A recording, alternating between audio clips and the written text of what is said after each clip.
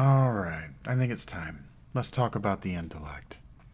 Welcome to the Shaggy Dog Philosophy Podcast. I am the Shaggy Dog Philosopher. Intellect is a word which comes to us via Latin and means understanding. But what does understanding mean? Understanding means comprehension. But what does comprehension mean? Comprehension is a word that we could break down to its etymology, but we know what comprehensive means, and that means all-inclusive. To be comprehensive means to be all-inclusive. So to comprehend means, comprehension or comprehending means knowledge, which is all-inclusive. So understanding is a metaphorical call sideways to standing under a waterfall or a column of light and comprehending all of it, or being able to consume in totality and contain all of it. And that brings me back to my argument in that machine factory about intellect and my coworker's insistence that it was the ability to have the right answer. And now, from his perspective, he was a post-Marine and was going for his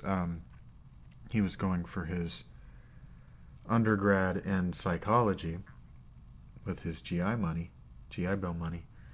Good on him. So we were arguing about probably Psych 101. And I insisted that, in fact, intelligence is not your ability to derive the right answer, because you can derive the right answer unintelligently. You can derive the right answer with no understanding of what you're deriving. And I, again, had not read any Plato, but Plato makes this very clear when he says that we don't learn anything, we just remember it.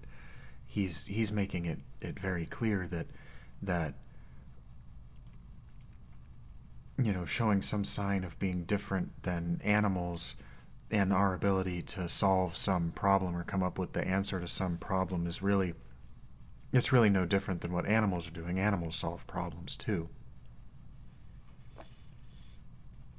And so what intellect, by my definition that I used, and I've been arguing with myself whether I was right this whole time, and so what I'm double checking now is whether I'm right, and my definition is the ability to acquire, retain, and access information. That's what intelligence is. And that seems to be what understanding is it's the ability to take in information, accurately categorize it and organize it in the brain, in the neuronal structure, so that later, when you need to solve problems with it, you can accurately recall it, and then degrees or maybe quotients of intelligence maybe are the speed and efficiency with which one was able to do this. Well, again, this isn't a natural skill. This is a skill that you can develop. So if our education system is trying to do the greatest good for the greatest number of people, picking out the kids that have the highest intelligence quotients or that are best able to gather, sort, and access information later access information, setting these kids apart as special doesn't benefit the greatest number of good. In fact, what it does is harm to them and harm to their peers, which is probably why we have no child left behind now, and no one gets a good education. Because what we found is trying to pick out the kids that we could give good educations to, and they would retain them, and they would be able to think about them at an advanced level at an advanced age, made us all bipolar, made us all crazy, made us all antisocial for sure. And the ones that didn't make antisocial were still isolated from their peers in a way that is only now beginning to undo itself and really that undoing is the democratization of nerd culture, to be honest. Very much, to be honest, because nerd culture is the mysticism, and by that I mean the weapon to fight against to combat the terror of history of the last 4 decades. Nerd culture is the only thing that's been combating the terror of history. Nerds have been the only people that were socially damaged and naive enough to stand up and say that the culture needs fixing over the last 4 decades. Because nerds are the only people who were disproportionately negatively affected by the culture. We want to play like women and non-white males were set aside, but those two groups make up the vast majority of humans on the planet, so they weren't disproportionately negatively affected by the last 100 years, but nerds certainly were. People with autism most certainly were before autism awareness. Definitely outside the loving home, and certainly within it. Most certainly within it. There are a lot of children. There are a lot of products. There are a lot of people with autism today who suffer from autism today who still lack loving homes, sensitive, concerned, caring homes.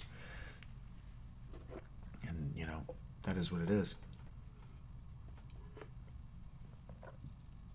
Can't bully people into loving their kids. And you can't get the state to take them away at the end of a gun. Neither of those is an acceptable answer. So the best you can do is teach everyone how to love their kids, and then make it a choice not to. Make it a choice that you can't avoid having made. What we have to do is we have to make evil a choice, and we have to make it an abhorrent choice. We have to make it a risk that's not worth running. And I don't mean with draconian criminal punishments, because draconian criminal punishments have the inverse effect. They have the inverse effect. And by that, I mean that the more elaborate and severe and draconian, to use that word again, your punishment system is, the more likely people are to commit heinous crimes in opposition of the system itself.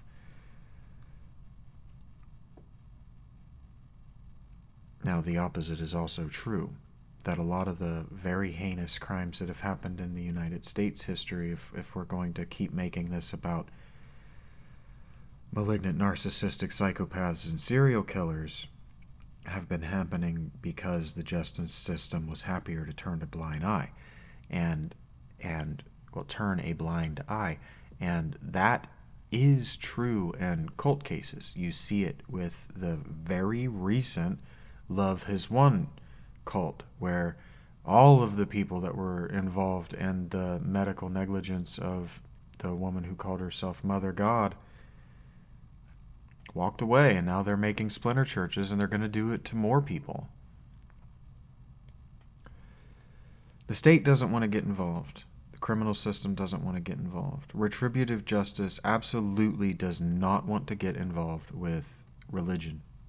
And for good reason. The 19th century happened.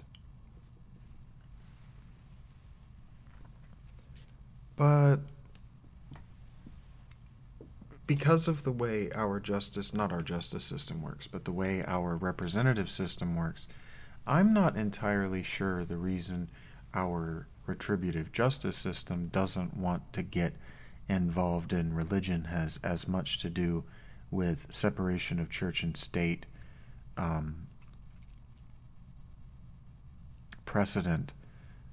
I don't think it has as much to do with separation of church and state precedent as people think. I think it has more to do with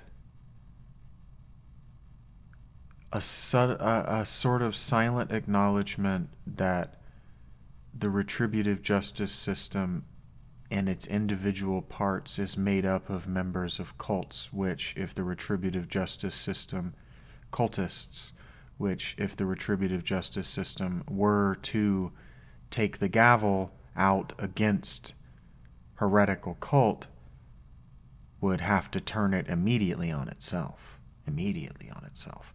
And so it doesn't want any of that. Doesn't want any of that. And I don't know that it's not better that way.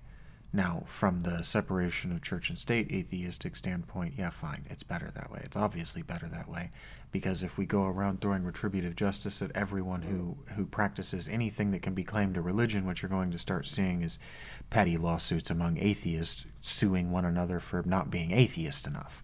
And then what are we doing? You know, you might not think it's funny, but I think it's funny, because the episode I recorded after this, and which will be up on the channel after this one, is actually me standing in the middle of two atheists arguing whether they're atheist enough. So, predicted that one, didn't I? And if we're doing science, and if I'm supposed to pat myself on the back and prove how genius I am, prediction is the way you do it.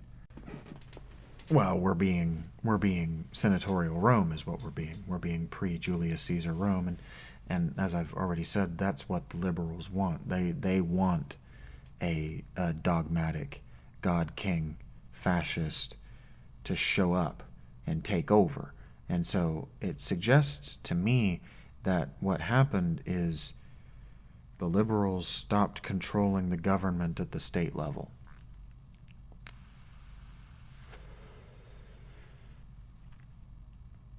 Now, I don't know whether that's true.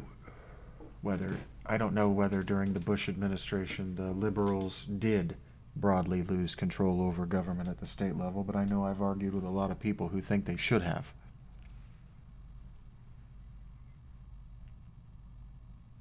It doesn't seem possible that it's true, but the state of North Carolina, last I heard, was in federal lawsuits about how gerrymandered their districts are to prevent Confederates from winning Congress again. So, they're preventing Confederates has been termed, evil gerrymandering, and then now American Southern Confederacy is rearing its ugly head as a very real threat to conservative democracy. So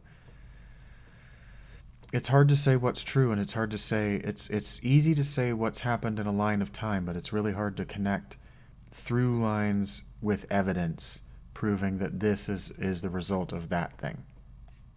It's hard to have evidence, because again, you don't need a conspiracy when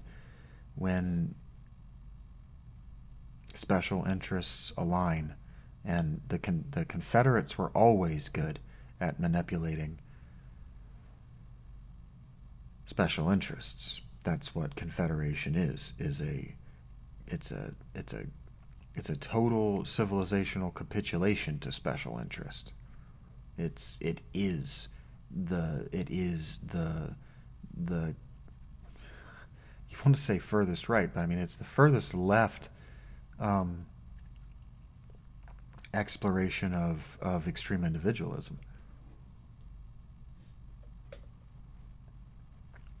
And it's dangerous, but we live in a confederated world now, where the home is the only truly representative government. But in it, the God King and God Queen, the mother and father, are no longer allowed to act as enlightened despots. They're no longer allowed to be religiously mother and father. They're no longer allowed to be God and Goddess, which is where and why the cult love has got its idea, where it got its idea, and why its idea has enough sway that there are tens of thousands, 50s of thousands of people who tune in to listen to them speak. because the idea of the nuclear family, the mother and the father who have everything under control, have a plan for the future, and are working with good intentions and pure hearts toward getting their children toward that future, is an ideal, a religious imaginary ideal, which is absolutely dead and gone from the United States. The liberal fascists killed that in the 70s. Killed it dead and gone. It was dead and gone by the 80s. That's why the 1980s and the perv bars, the 1970s and 1980s and the perv bars, where 13 and 14-year-old girls could go and drink with 21-year-old pop stars, 50-year-old pop stars for that matter, were a common and normal thing for teenage girls to participate in, because the nuclear family and the religious status of mother and father as God and goddess, as originator of you and both husband and horticulturist of your life, is just gone. The 1990s made absolutely sure of it, and then the post 2000, or the post 9/11 2001, the post Kesha world, the post sexually abused pop stars telling girls to go out and be sexually abused. No, really, it's okay. OnlyFans and TikTok are what they are, and they're not what they are because there was no trauma.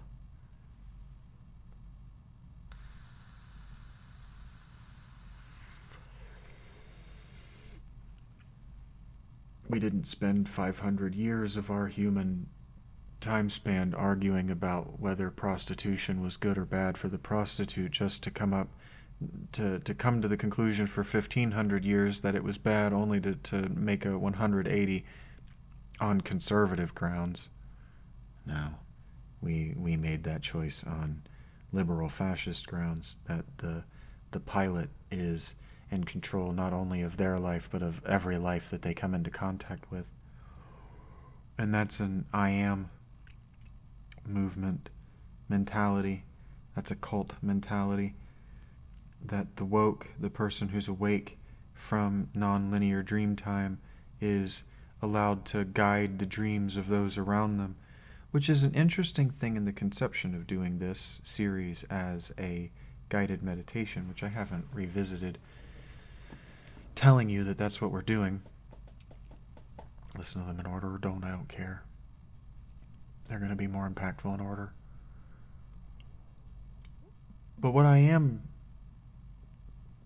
guiding you through doing is, as I said last time, emptying your mind and just observing these ideas collide together and bounce around, and see what niches and what folds in your brain they get caught in, and see what happens. See what do clams make, or oysters? They make pearls, right? See what pearls are made out of getting the dirt of my thinking into your thoughts, and then agitating it with stress, because this is stressful shit.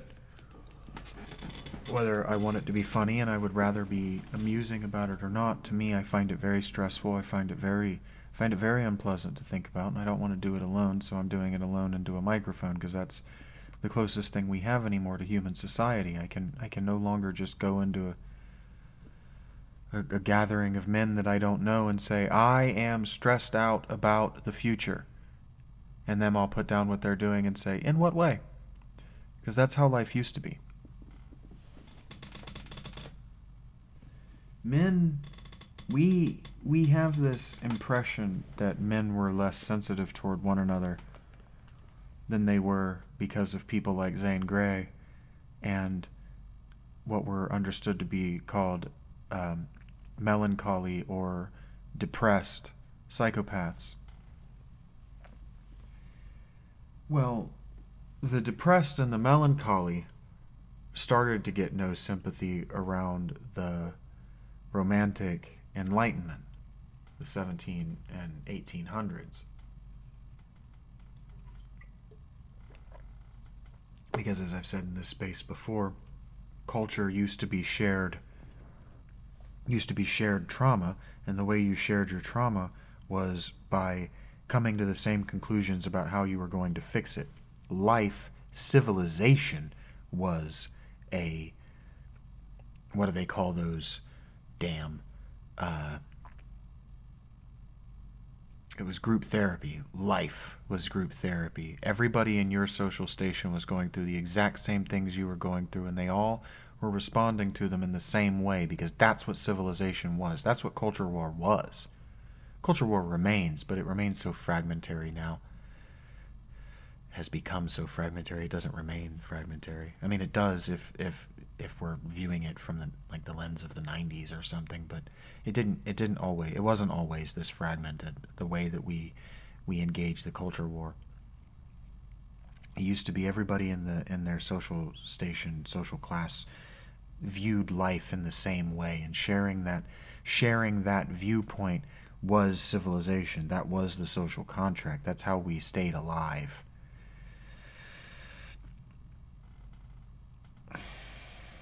And so I do blame democracy, and Xenophon would agree with me. Xenophon warned us that this is what democracy is like. That democracy is a slow march toward civilizational doom. It's a slow march toward capitulation to a malignant tyrant, as they would have called it back then. But, it doesn't have to be.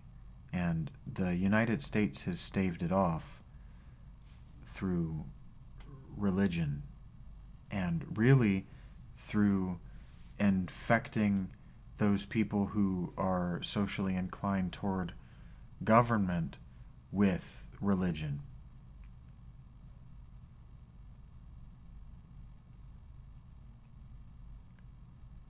And then from the point of view of somebody who's not in that cult, you can't know what they believe. But from the point of view of somebody in the cult, you can believe that you know what they believe, whether they do or don't.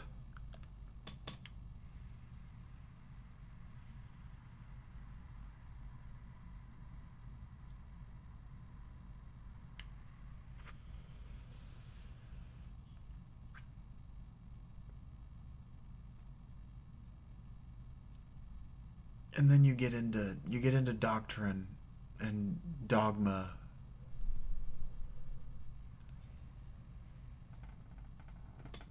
tradition and custom, and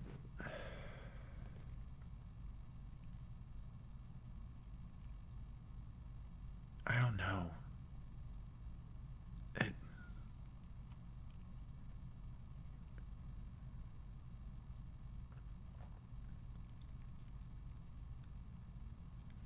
Intelligence means understanding. To have intellect means to have understanding. And so what was the goal then? The goal was to try to select out the children who could understand.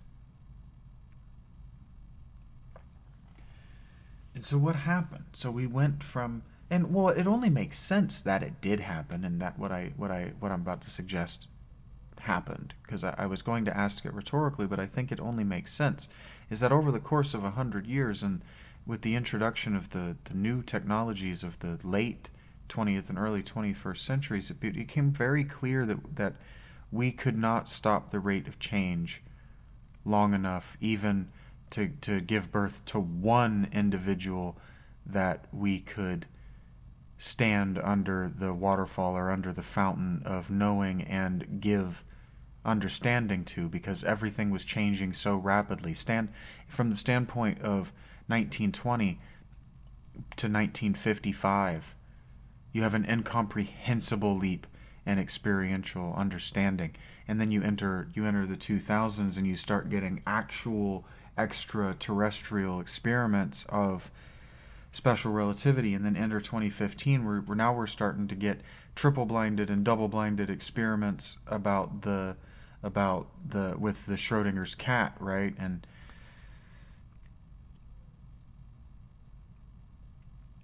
I think what happened is the adults got jealous. And they got insecure. I really do believe what happened is that the boomers got insecure. I think the boomers thought they were promised a generational messiah, and that it didn't come because the boomers didn't have the social pressures, the isolation, and the suffering necessary, because the boomer decades were the boomer decades. It was just too fucking good. It was too fucking awesome to be alive, even, Vietnam and Korea irrespective.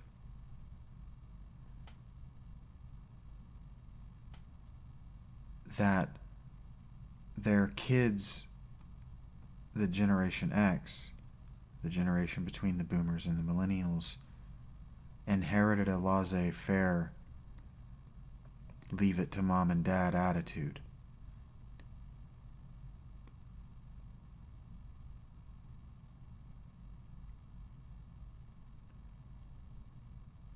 And then millennials what? Millennials did our best because we were told that we were being evaluated and that the best of us would be handpicked for service. And then what? And then it's called affirmative action happened. And those of us who truly believed the most, not me, but those of us who truly believed the most that if we capitulated to society and did our very best to become what society wanted to mold us into, that we would be elevated to the very highest ranks of society. And what happened instead is we spent 2 decades and more, 3 decades really, watching the least qualified and the least capable of us elevated on the promise that if they were given enough time, they would get good at the job. And what happened is they continued to fail upward. But we've all watched Office Space. If we haven't, you should go out and do it right now. Watch Office Space. If you think this malaise that the current generation of young adults is in, just watch Office Space. We've been in this malaise since the late 90s. Because we don't have anything to break up the monotony of corporate existence anymore. We used to, because we used to have religion, and what we spent our time and our American gusto energy on was perfecting the evolution of religion. And then what happened in real time is we watched the New Age movement, and then we watched the UFO movements all become consumed with sexual perversion and malpractice. And then that went away. And then Satanism got real popular. And then we watched the world devolve into the satanic panics of the 80s and 90s, where there were very real, very evil people doing acts of mass terror, hiding in the shadows of I Am and New Age, and blaming everything they were doing on this sort of real but mostly not real kind of Satanism that extends to our day now with like the Slender Man girls. So that stuff never went away. It never went anywhere. It shows its face differently. And so what that says to me is that there is a group of people that are trying to make something happen. That Charles Manson wasn't the last of his ilk. And how could he be?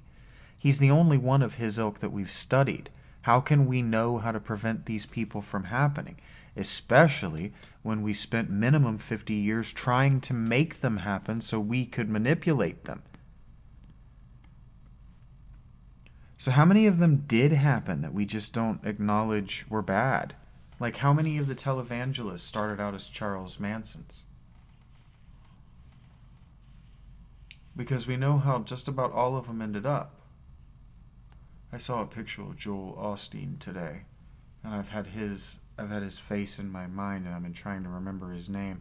So sorry, Joel Osteen, if you've never had a sexual misconduct allegation laid against you, but I don't believe that's possible. You were a Christian on television. You've put your hands in your little diddle where they don't belong. Guarantee it. And the funny thing is, it seemed like they belonged there to you. Funny, like, not ha-ha, funny like tragic. Because comedies were very often tragic. It's only recently, and I actually saw an argument about this on Twitter, irrespective of my thinking about it, that really comedy used to just be making fun of stupid people. Because there's a kind of pride in not being dumb. There's a kind of pride to be taken as a human, as a member of the human species, in not having an animal mind and not having a functionally animal brain. And so we used to use comedy as a way to teach one another not to be dumb. We laugh at stupid people, and so what we don't want is to be laughed at. And then, I don't know, sometime around 2005, girls decided that laughing at anything was mean, and so now we're not allowed to laugh. And it's sad, because saying that is sad because it's not true. Comedy, in effect, hasn't gone anywhere. I mean, the internet is full of Stephen's He. You know, people being funny, sketch comedy, Saturday Night Live clips, you know. Humor, laughing is the only panacea against the terror of history. Like, you can have a guy dress up like a bird, and you can all stand around a fire and you can chant while he dances, and you can do that. That works. That works. But it's not a panacea. That's combat. The medicine that makes it go away is being able to laugh in the face of it. And so when you see people like me or like James Hetfield, and it's interesting to compare the two of us in this way, but when you see people that have been seriously hurt say something to indicate that they've been seriously hurt and then laugh about it, what you're seeing is the only actual effective panacea against the terror, against the darkness, against the void, against Cthulhu. And so I've brought H.P. Lovecraft into this before, and what H.P. Lovecraft understood is that Cthulhu doesn't need necessarily to be a real thing, but it does need to represent a real thing. And the real thing that it's waking up is the universe. Not a primordial God, not an old way of thinking, not a lower plane of thought, nothing new agey and, oh, it feels good, so I'm going to say it. This is why horror is truer to religion than new agey, hippy-dippy, feel-good bullshit. And I guess why this podcast, as I explore religion and spirituality, I very much am leaning into it being very scary. But that's what the sublime experience, I opened in episode 1 by describing a sublime experience and what it does to people like me, to the what William James would have called the psychopath, the bipolar, or the tragically damaged, ego dead human being. And what it does is it scares you alive. And so what Cthulhu is it's a being, a monster of such terrible size and antiquity that its mind is unknowable, and what it might do to you and how it might think of you is equally unknowable. are equally unknowable.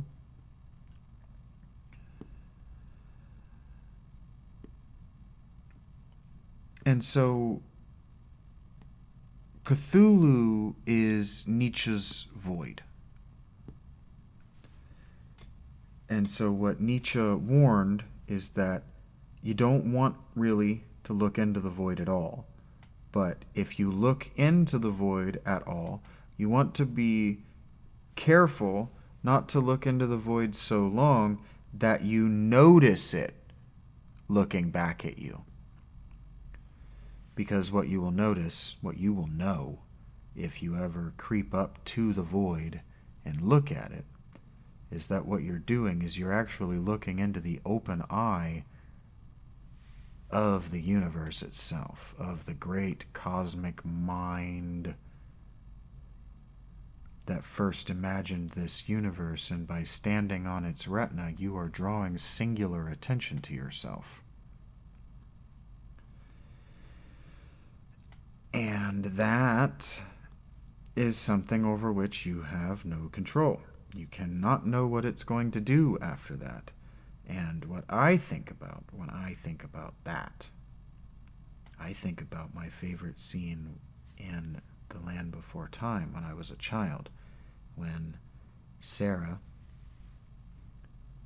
the Triceratops, has, in her willful pride that she has learned and grown and developed enough as a being, approaches what they believe to be a dead T-Rex. I think they believe it to be dead, and they may have known it to be sleeping, but I think they believe it to be dead. And so she thinks, in her pride and her arrogance, that she can approach this dead T-Rex, which, if you haven't seen the movie, in context, she, tiny baby Triceratops, isn't even as big as its muzzle. She's not even big enough, like, to fill its mouth, to even be a good meal. She wouldn't fill the palm of your hand, comparatively, between the two. And so it's laying on its belly with its head flat on the ground, and she walks up to it, and she's being flippant and arrogant right by its face, and then its eye opens up, and she is standing with her face right against its retina as its pupil dilates and sees her. It knows you're there. It knows you're there. That's what standing under that Cessna that only moments before had been a basketball-sized ball of light, that I knew wasn't going to be the same when I put my phone down from taking a picture of it. That's what it felt like. It felt like, and it didn't even feel like arrogance. It felt like I had summoned it by thinking about it. That's what it felt like. It felt like it didn't even mean to be there. It had been called by my thinking, what happens if this happens tomorrow? I don't know. Don't even think about it. Summoned it to find out. That it was like, I do wonder what would happen. And that's what the Christians talk about the devil. That's how modern day Catholic exorcists talk about evil and about demons. That to think about these things at all invites them into your life. That is the invitation. Because what the Catholics understand, because they understand the Trinity and they understand Trinitarianism, is that your thoughts have an energy. Now, to what degree that energy is measurable, I'm really not sure. But I've done a few thought experiments of my own that maybe I could walk you through, because we're doing a guided meditation, where I've wondered whether information isn't energy, and whether the electrical impulses that are going on in the brain aren't chemical reactions of energy traveling from one place to another, from one time to another. I really wonder whether neurons aren't temporal gates. And so to occupy the neuronal space that was created when you were a child, if the uncanny feeling of remembering being a child and occupying the memory fully enough that it becomes a vision,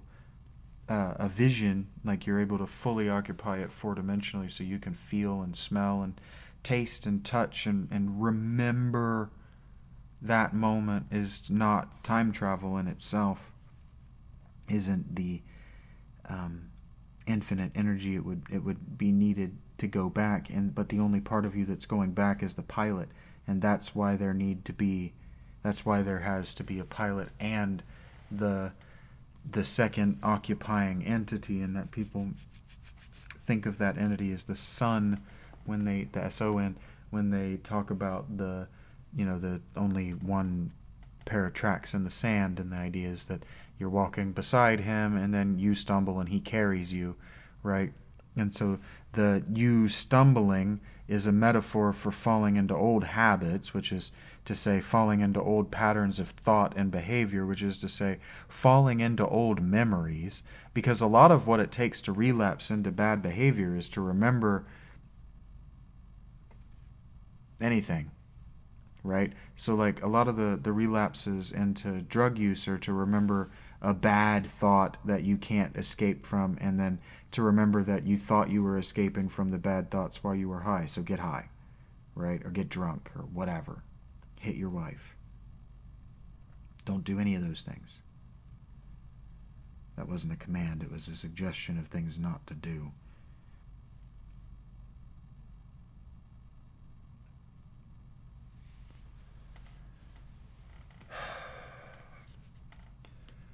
But that's a possession from the point of view of a demonologist or an exorcist, and who you're being possessed by is the ghost of your dead ego.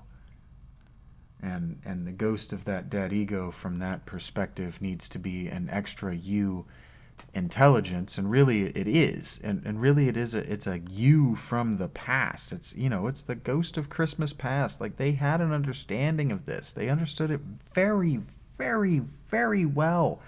And they kept people healthy by using it. The average mental health in the Middle Ages had to have been absolutely unbelievably good compared with how we are now, in order for them to, in the later periods, to compare themselves to where they had been and find themselves numbingly depressed and suicidal.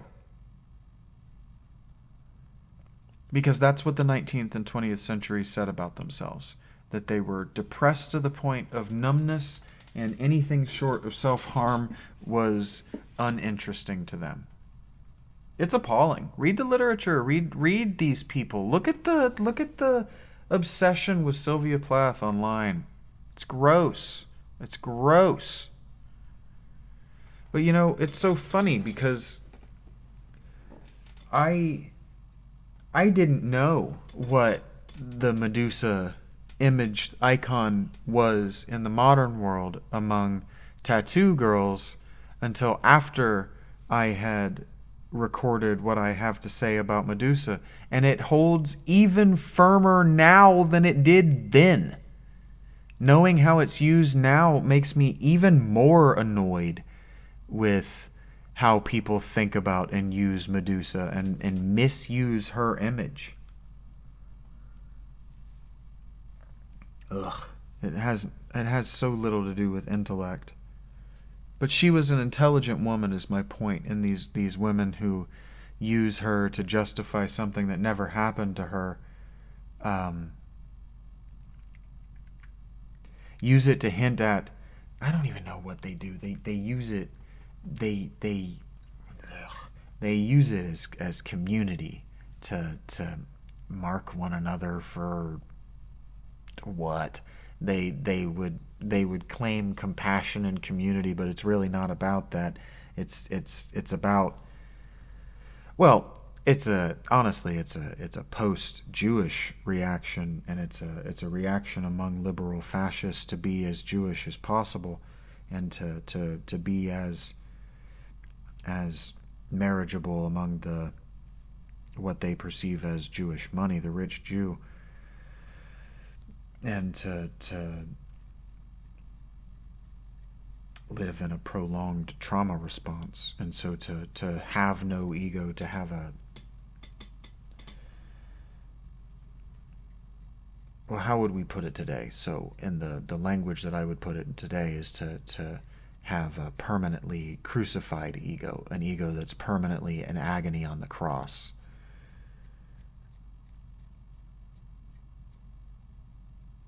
Yeah, and that's how they live, in permanent torment.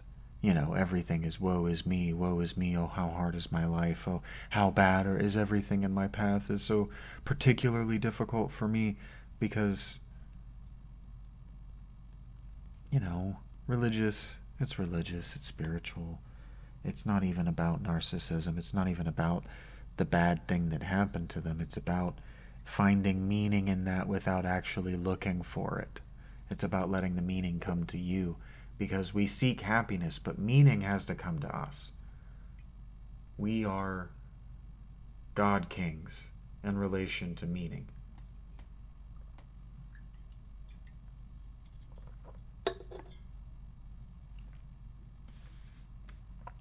Actually, we're God kings in relation to happiness as well, because God kings were responsible for going on ritual public hunts, ritual public pursuits of happiness, because the thing they were hunting was a prey animal, a boar, a deer, that the people who would be eating it would only get to eat during these ritual ceremonies. So this would be the only time they would get that particular happiness, the happiness of abundant food.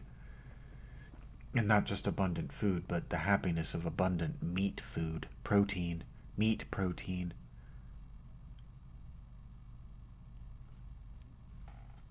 Was something that was made deliberately rare even by the early Middle Ages, even by the very, very, very early Christian God kings.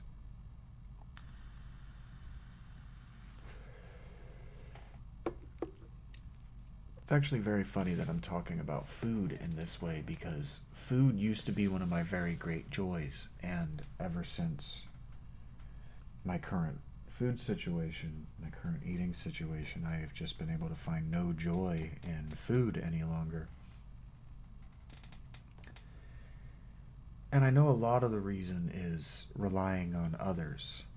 And so that does bring us to the question again of intellect and the pursuit of happiness, because the difference in the pursuit of happiness, say, before the American era, the Middle Ages, let's say, and then the pursuit of happiness after the American era, is that after the American era, your happiness became much more contingent on other people than it had been before. Before, it had been largely contingent on maybe as many as 5 people. Like your local overlord, his overlord, the priest in your local parish, the bishop, and the king, and maybe his wife, maybe his children, if they weren't already on that chain of command. But your life, the happiness in your life was rare, and it was contingent largely on a small number of people. So everyone in your social status, because you all shared the same traumas and you all shared the same sufferings, you all also expressed the same emotions in the same ways at the same time. So you all went to the same tavern, you all sang the same songs, you all danced with the same people, and you all slept with the same people. That's just how life went. And so spikes in happiness would be like being chosen for a conjugal visit by somebody outside your station, and the potential, if you're a girl, for a pregnancy resulting, actually the potential of a pregnancy resulting from that from both of you, because as a father it could elevate your social status by impregnating a woman above your status, and it could definitely enrich you, if not elevate your social status, being impregnated by somebody above your status as a girl. So, you know, they knew the game they were playing. They understood where happiness comes from. But then as you get into the American period and we start to democratize the pursuit of happiness, it becomes less obvious where happiness comes from, and it becomes significantly less obvious who your responsibility to give happiness to is. Like, your duty, who even exists in your social class, becomes a question. Because, for instance, at the UDF I worked, there were people of, well, if there were 7 people working there, there were people from 7 different social classes working there. If there were 7 people working there, there were probably as many as 10, maybe even 15 different socioeconomic classes working there. Because in a city, even a city as big as Columbus, both parents can come from different socioeconomic classes, and one of your grandparents could be from a different one. So you could, I mean, honestly, you could be like me, and you could be made up of each of my parents was from a different socioeconomic background, and both of my grandparents were from different socioeconomic backgrounds to each of their mates. So that's 6, just that I come from. So that became very normal, is what I'm saying, especially by the 20th century and the 1970s insistence that we're all spiritually made of the same thing, and there actually are no socioeconomic divisions among us, which is how we can get Black Lives Matter in the way that we got it. And how, what I really mean to say is the pushback against Black Lives Matter that was All Lives Matter, which was a libertarian rejection that anybody deserves any particular recognition for their suffering, and was a conservative callback to, well, we're all suffering, suck it up, buttercup, right? But that's also a bootstraps worldview that liberal fascists want you to believe is impossible, that it's impossible to do what I'm doing and elevate yourself by saying, I want to be elevated. But what seems to be true, as a person who has observed that the plan for how to socially elevate was aborted, and only those people who asked, only the squeaky wheels got grease after a certain point, you know, it only makes sense that that's what happened.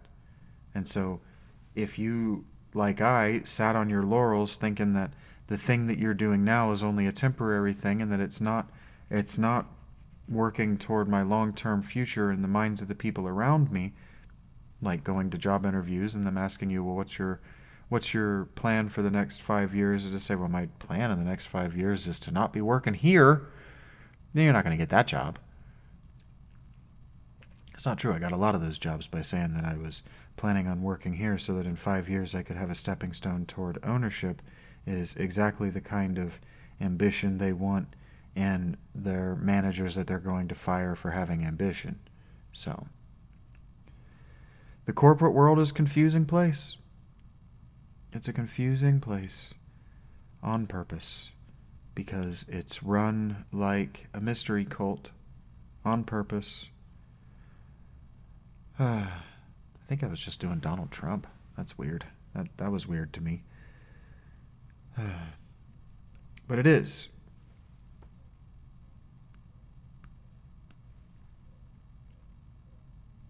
Because as Judaism and Buddhism will tell you, it's the people with the money who need the religion the most. It's the people with the money. It's the merchant and the banking class who need the restraint from religion the most.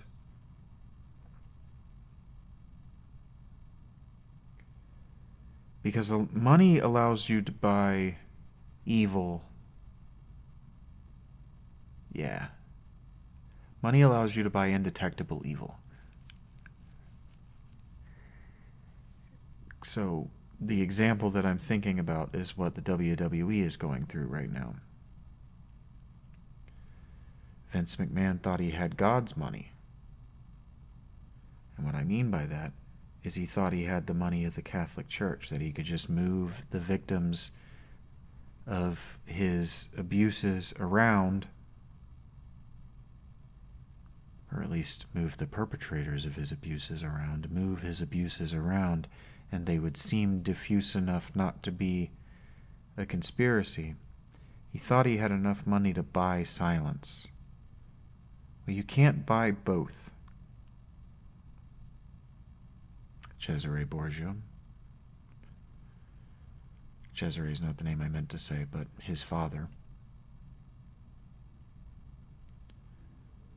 Money can't buy both. Money can't buy both evil and silence. Because eventually you're going to buy evil from someone who's naive enough to not understand that what you bought wasn't the evil done to them, but the silence after. Because you could do the evil whether they wanted you to or not, whether they consented to it or not. You could do the evil.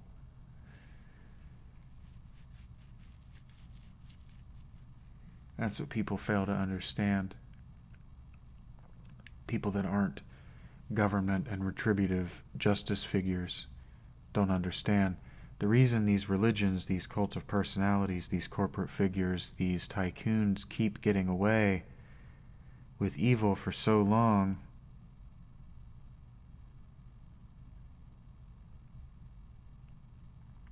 is because a lot of them are the kind of people that you can't retribute. So if the things that were accused of May Otis Blackburn, and I have no problem speaking ill of the dead, ask anybody that went to high school with me, if it's true that she disappeared people, and if it's true that her son-in-law got too close to the cult, so she disappeared him, and he was a son of the Black Hand Gang, which was so feared by the retributive justice system that they had to get Al Capone and people like him to push them out of Chicago. If she disappeared the son of the leaders of that gang in California and then told them, stay away from it, let it be, and they did until such time as they were able to get a police investigation that actually had legs against her, like a decade later, which is a long time to be patient, especially when you're used to being the Italian mafia. And not any cartoon Italian mafia that's learning how to be the mafia. I'm talking about the mafia as we understand it today. Sure, they worked with the mail, but they disappeared people too. And so if they weren't willing to disappear her, what that means is that she's the kind of person that's willing to disappear people where people can see it. And there are allegations that she disappeared at least one man's wife while their daughter could see it happen.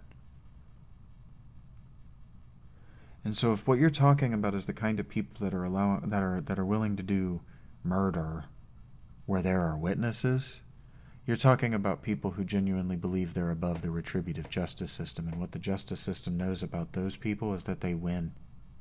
They win with defenses that have become the insanity defense. And so they learn very quickly that they have to get those people with something other than their actual criminal offenses. And so they had to get, and they learned this by getting Son of Sam. And so the reason they wanted to just disappear his conviction there for a few decades that he was part of a satanic cult, and they wanted to disappear any very compelling evidence that he actually was trapped up in at least an abusive father and son relationship where those three were doing seriously fucked up stuff, if any of that is real, the government would want that gone. Because if they go after that father for abusing his son into abuse, they have to go after every single father who's still in the home. So they did.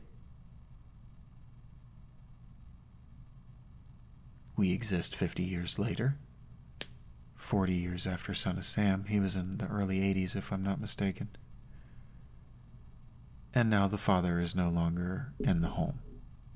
He no longer has any religious responsibility in the home, and the only families that seem interested in giving the father a responsibility in the home, religious or otherwise, are liberal, fascist, conservative groups like the homeschool cult and the Christian Scientists and Adventists. Which is interesting and paradoxical, because all of those movements were started by intelligent women. Intelligent women who died, their magic and their prophecies unfulfilled, and then the men said, all right, no more intelligent women. Which is interesting. It's interesting because it's not what you would think would happen. What you would think would happen is they went, ah, shit, our denomination was founded by a woman, she's dead. Who's the next woman to take her place? Because it's very easy to convince yourself that she's just her reborn. It's very interesting. It's very easy to convince yourself that you've encountered somebody reborn. Dates are interestingly coincidental. Like, a lot of weird shit happened in 1987, the year I was born. A lot of shit that I can go, oh man, I might be that guy reincarnated, or I might be that guy reincarnated. Oh, excuse me, or I might be that girl reincarnated. But what's more likely than that is that that event affected my parents in some way, or my culture at large. Because, like, I would have been unaware of Son of Sam and his Satanism. I would have been unaware of Jeffrey Dahmer and all these people. But my parents weren't. My father wouldn't be. My father wasn't. My interest in this stuff comes from my father, because we used to go on those distance drives, and he used to traumatize me with stories about Dahmer eating people.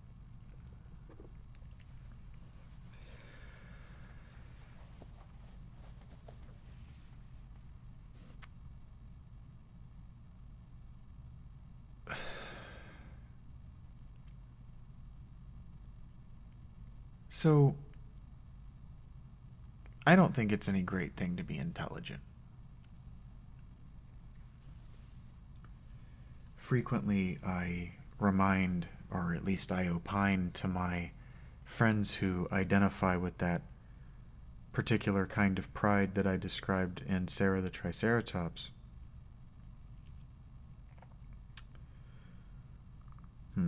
I just noticed the repetition of those. I've always thought of her name as to be, not Sarah Tops. That's funny. I've always thought of her as que sera, sera, like what will be, and that's kind of her character. And I've never thought of her as Sarah the Triceratops. It's never occurred to me until just now, and I've watched that movie so many times. That's very funny to me. But I frequently get into arguments and remind my intelligent friends, or my friends who identify as smart, my nerdy friends, that doesn't make them better than our peers. And so, for instance, being skeptical of religion or thinking that you aren't susceptible to cult doesn't mean you aren't susceptible to other potentially life-threatening error. It just means you aren't susceptible to cult. And so intelligence or being smart aren't some sort of genetic superiority.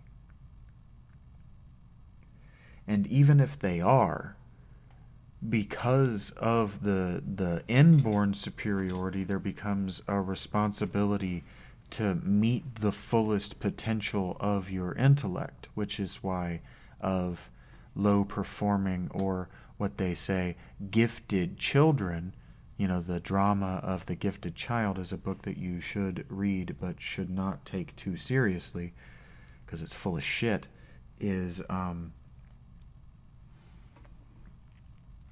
something that people have internalized, and so they think that, you know, because they're low functioning adults, even though they tested well in K through 6, that they should deserve some sort of sympathy, or they should deserve some sort of particular empathy, or really that they deserve some sort of social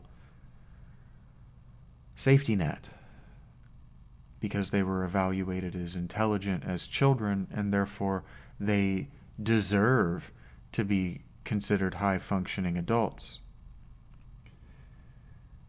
But what's true is that the imperial religion of Japan tried that, and the results are disastrous. So doing that is proven disastrous, and there's no, well, let's make a minor change, a minor tweak here and there, and let's make them indigo children and that'll fix it. No, fuck that.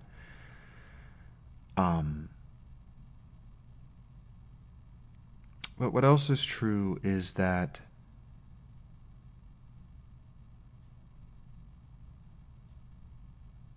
from the perspective of people like that, intelligent people who are proud about it, one can think of that song Flagpole Sitta by Harvey Danger. Is that right? Where he says that it seems to him that only the stupid people are breeding. And now, Seattle 1990, that's just a funny thing to say, but what is true in 2024 is that only the stupid people, or only the people that think of themselves as highly intelligent enough to participate in genetic engineering of the species, are breeding. Only the poor, only the average, and usually only the lowest functioning members of society are having more than one child. And so, from the standpoint of genetic engineering and evolution, the eugenicists and the liberal fascists are winning. Because what they've done is they've convinced you in your pride that you're sort of smart and that you were evaluated well in school as a child. They're convincing you that your terror, your consciousness, your awareness, your attempt at or belief that you have found understanding of history, your place in it, and what the future holds means that you shouldn't procreate, is actually a eugenicist and an Adventarian, let's say. They don't call themselves Adventarian, but an Adventist worldview. And it's the worldview that you have internalized that you never should have existed in the first place. You're hearing these people like the woman who created Planned Parenthood, or Simone de Beauvoir, or so many of these are women, a fucking staggering number of these eugenicists are women. But hypergamy is something that only women would be interested in, isn't it? Understanding that you control who does and who does not get to procreate does have a certain kind of power. And there, I procreate, therefore I am, does come with a certain kind of appeal. And it also leaves parents vulnerable to predation, which is why so many new parents also find themselves in malignant cults 10 years into their children's lives with now permanently damaged and ruined children.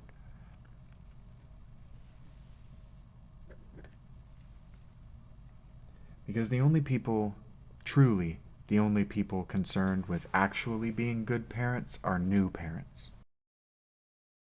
Most specifically and especially new parents who came from below average to middle average, came from below average to middle average homes. People who came from very good homes understand that they can rely on their parents to do most of the good parenting, and they can just learn or will already know through observing and practicing with their siblings.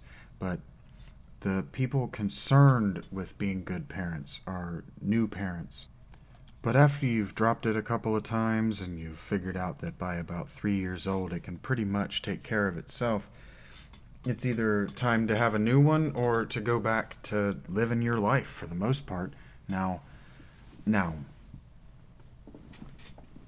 the new parent that doesn't go back to living their life for the most part is the parent that was concerned with being a good parent, and that parent becomes pathological in their concern with being a good parent. That parent needs to just, well, there are a lot of parents that become so wrapped up in the identity of parent that being super parent becomes a pathology in its own right. But that's sort of not what we're talking about.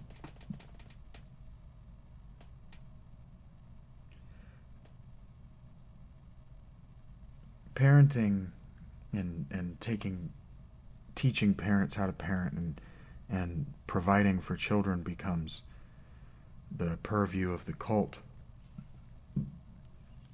because of reasons that are confusing and not self-evident to me.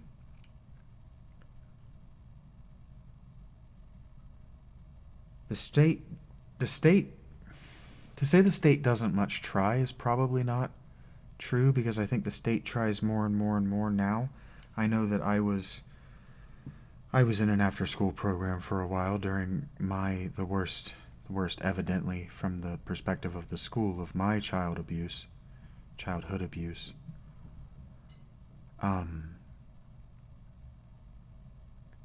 But the state doesn't want to be involved.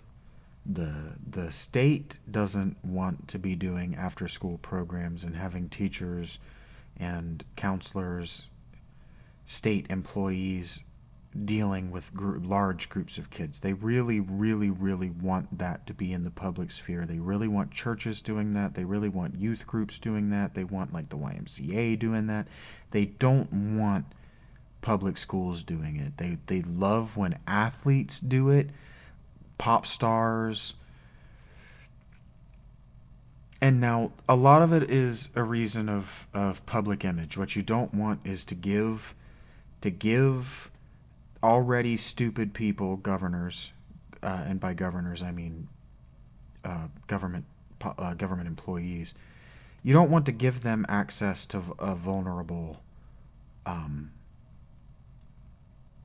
population, because they're already stupid enough that they're taking advantage of the vulnerabilities and the temptations that they have just from being a government employee. You can't count on there being no corruption. So what you do is just count on there being total corruption from everyone.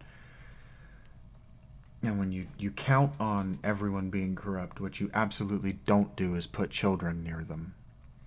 And so when I say that the state doesn't, and I use the present tense, want to be involved in these children's lives, I am out of touch by about a decade.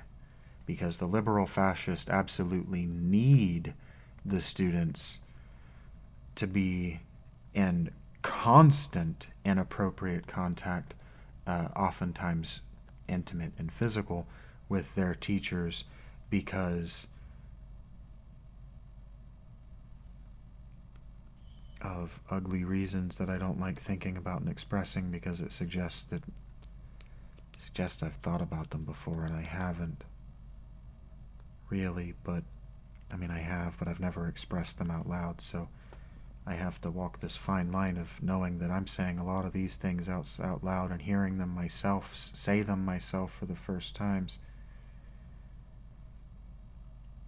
But it is a fact that states across this union are giving teachers the rights to change the genders of children without telling the parents.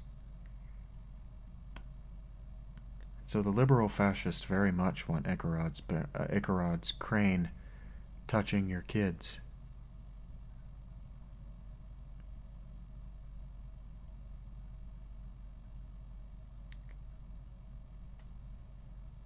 Which I've always had a different feeling about that headless horseman story anyway, especially when you introduce that the men in town were pranking him.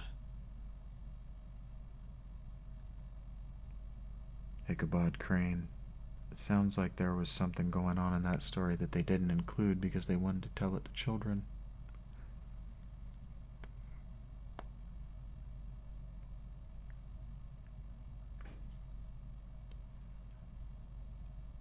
That's a crime that's as old as time. And what it is unintelligent. Because as we develop and as we mature, what we think is beautiful and what we identify with coupling ourselves with grows with us.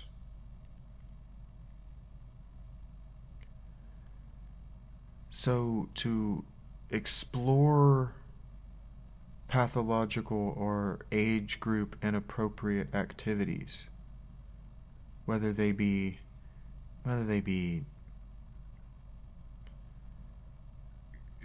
genitally gratifying or just psychically gratifying, whether it be infantilization for yourself or infantilization within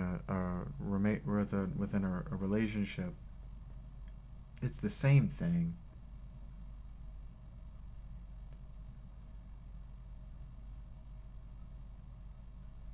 But I wonder,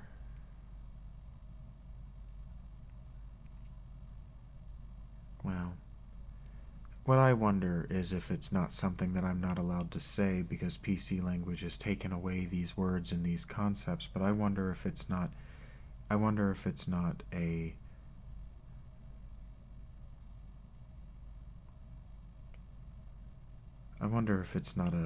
social retardation, a kind of cognitive underdevelopment that's irreversible. That's what I wonder. I wonder if the infantilization and the teaching everyone to be a malignant narcissistic psychopath, I wonder if it's not damage that's irreversible. And so I wonder if what I'm going to find in talking about these things in public is that the only people that I'm going to attract and the only people that are going to hear and agree or disagree with me are people who have already come to these conclusions in the worst way possible. Because what seems to happen is that the only people who are seekers and who retain the impulse to seek after finding an ideology or a worldview that they like are people inclined to be Nazis. Because the only people inclined to seek after they found are stupid people. And the only people capable of being racial supremacist nationalists are stupid people. And so in a major way, I'm afraid that the only people I'm going to attract are the very people I'm calling stupid, because they're the only people who are going to understand that what I'm doing is challenging you to either be better or tell me that I'm wrong. And if you can tell me in a way, and that I'm wrong in a way that's convincing, you at least aren't stupid, right? You have stupid beliefs and you make stupid choices, but you at least aren't stupid, which means you're redeemable because you can be taught to make better choices, and you can taught to think better, maybe if not by me, by someone, which makes you redeemable, redemptive, gives you a redemptive quality. And the redemptive quality is the hope and the love for mankind that Christianity wanted to give to everyone. But somehow we've made it to 2024, and it's the vast minority of human beings who have made it to adulthood with any sort of redemptive character trait.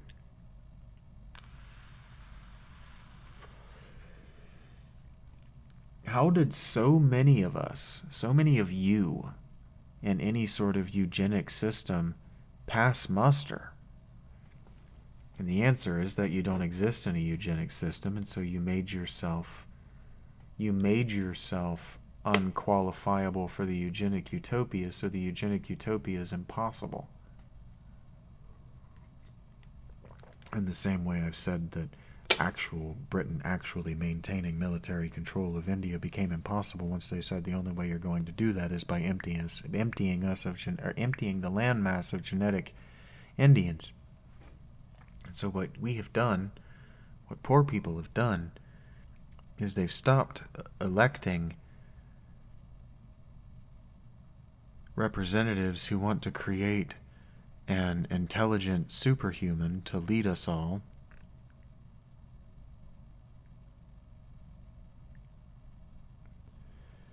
Because they don't want their child thrown in the trash. Because that's what was happening. Is that the children who weren't evaluated for superhuman status were thrown in the trash.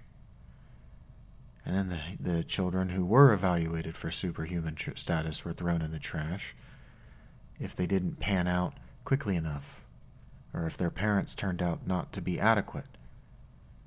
The state would either step in and take them, or the state would turn a blind eye. And so what we said is, no, affirmative action has to be better than that. There has to be a better guiding hand than the capricious hand of the invisible deep state. And so we elevated administrators, school administrators, and human resources administrators to the status of bishops and popes and capricious eyes of God. And what we got in return is transhumanism.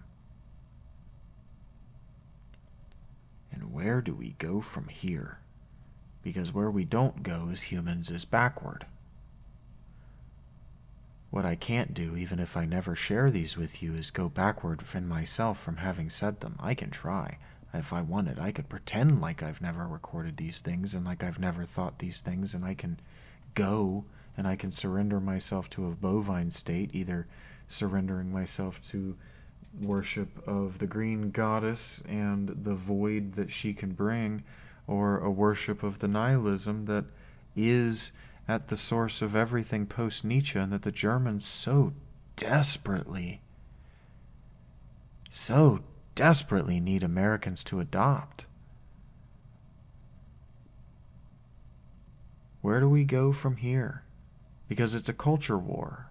And now that I've stepped up and said, hey, I've observed that this culture isn't good, I am in the war.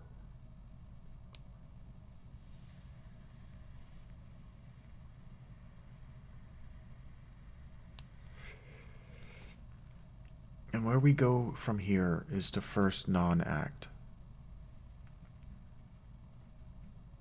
Wu Wei is what it's called in Chinese Buddhism. It means non-action. And it specifically means acting through non-action. And it means choosing not to act when we could act. That needs to be the first. Now, what that sounds like is Timothy Leary. Me telling you to tune in to me, to turn on to yourself, and to drop out from culture. And that's not what I'm telling you. I'm telling you to tune in to your culture, tune in to what's being said around you, actively listen to everyone who is not me. Practice that skill by listening to me. Obviously, that's where I fit in the picture. But take that skill and apply it to people who aren't me when you aren't listening to me, obviously. Apply it to me as well, but you know what I'm saying. I want you to habituate it so that when you're not applying it to me, you're applying it to everything and everyone.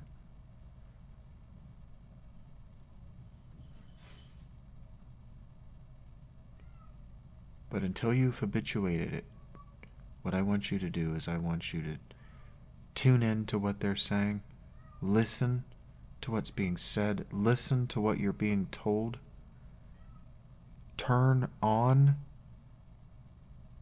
your intuition, turn on your ego, actively listen to that ineffable passenger who is telling you right from wrong, who is telling you what is good and what is bad. Listen to it. Turn it on. We used to call it conscience. We used to personify it as a little grasshopper following around a little wooden puppet boy. I don't care what you call it now. Turn it on and listen to it. Because it's telling you that the way you're living your life is not okay. It's telling you that you are making unacceptable sacrifices to the person that you wanted to be when you were a little kid. And that is who you should be, and that's who you deserve to be. And that if you're not working toward that person, what are you doing? What are you doing? Because you were given a gift. You were given, by the grace of God, a life in the 21st century. What are you doing trying to live like you're in the 19th century? And what are we all doing trying to act like we're the culmination of a prophecy made in the 18th century? What are we doing? We are not beholden to those people. They did not bequeath us a world that we are happy with. They did not they did not gift us. They did not inherit us with a world that needed no changing and with a system that could work forever with no repair. What they handed us was a broken world with a patina of rest that needs rebuilt. Needs rebuilt with modern technology. We have the technology. And what we want to do instead is play God with machine learning. And we want to act like we can learn how to understand how our brains work by creating our brains in machines, our idiosyncratic individual brains in machines, and that is absolutely not how it is going to work. The only way we're going to understand how our brains work is to meditate deeply on how our brains are working. What is going on with us, with our decision making, with us at the deeper level, individually? It's to ask, why did they do that? And then to ask, why not did they do something else? Why did they not do something else? Because May Otis Blackburn, when her little Willa died, could have packed it all up, put that little girl in a box that was culturally appropriate, and put her in a hole in the ground that was culturally appropriate. And what she did instead was put her in an evidently military footlocker, lined in copper, coated her body in a mystery substance, and from my perspective, evidently galvanized her with high voltages of electricity in an effort to bring her back to life. That is not the behavior of a sane mind. That's not the behavior of a mind that understands that there is a beginning and there is an end, and there is a continuation for those who have not met their ends yet, but that end is final. There is no coming back. And I've been thinking a lot about, I have not been thinking a lot about. In the context of the 36 years of my life, I have been thinking a lot about. I have not recently been thinking a lot about the fact that I am not convinced that self-enders believe they won't wake up in a different life, in a different time, able to skip childhood, but be in a place that is better for them.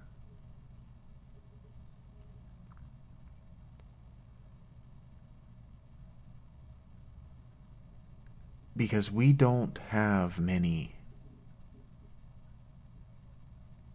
afters. That is to say, we don't have many genuine survivors.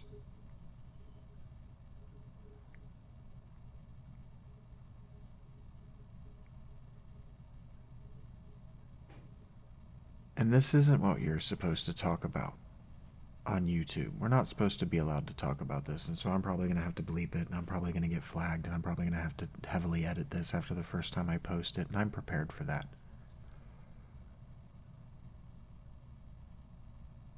But something we need to understand is that this is how a lot of these people end.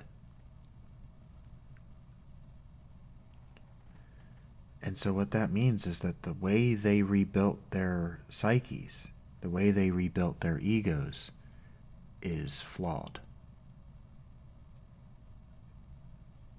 If the ego they built was able to override the autonomous survival function,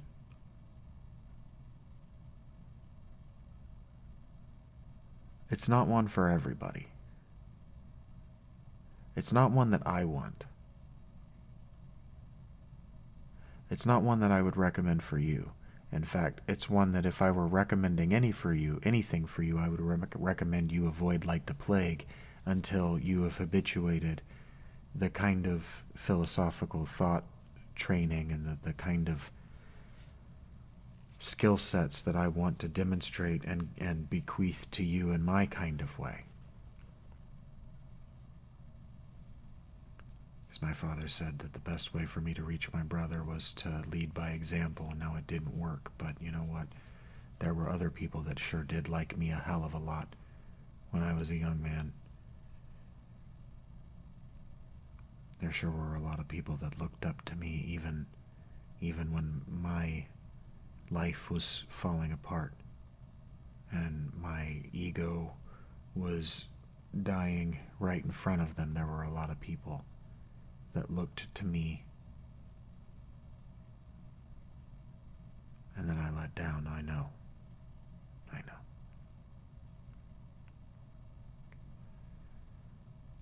But does that make my heart heavier than a feather? Because I think and I believe that I am in a small percentage of people who are sent into emotional tailspins by the very minorest of disappointments. I think that most people are motivated by minor disappointment.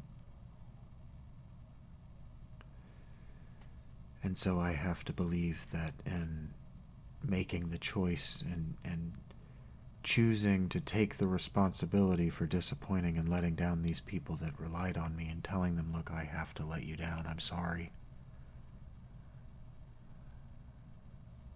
I think if anything, it allowed them the opportunity to be better in themselves.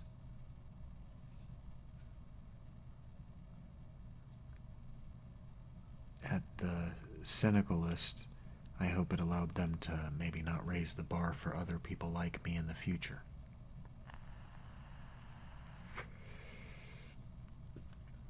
Or to maybe realize that people like me that they come across in the future need more active help and engagement from them than they thought I needed.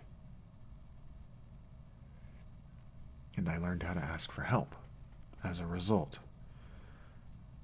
So, what I would tell you is that I think it's better, and it would be better for you, and I've said this before, to just talk about your interest, even if you don't know them, at the level of mastery, because you never know what you're going to learn by saying something wrong. A habit that I used to have and that I might still practice in this space is saying things that I know aren't right because the person I'm talking to probably knows what is right.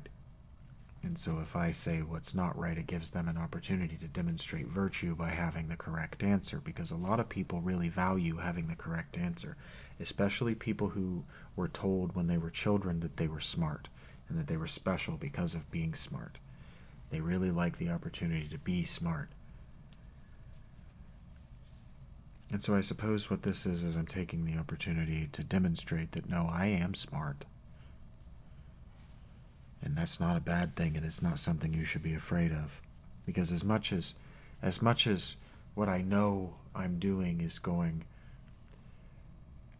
I have been sad.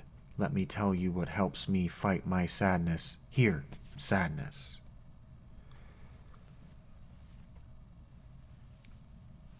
But it's not if you're actively listening. If you're actively listening, I'm giving you the tools to locate your own sword and shield of faith, your own armor of the word, so to speak. And the word doesn't have to be the grammar and the syntax of the Gospels. The word can be any truth. The word, mystically, is the name. And the name, mystically, is I am that I am. And the truth is that it is.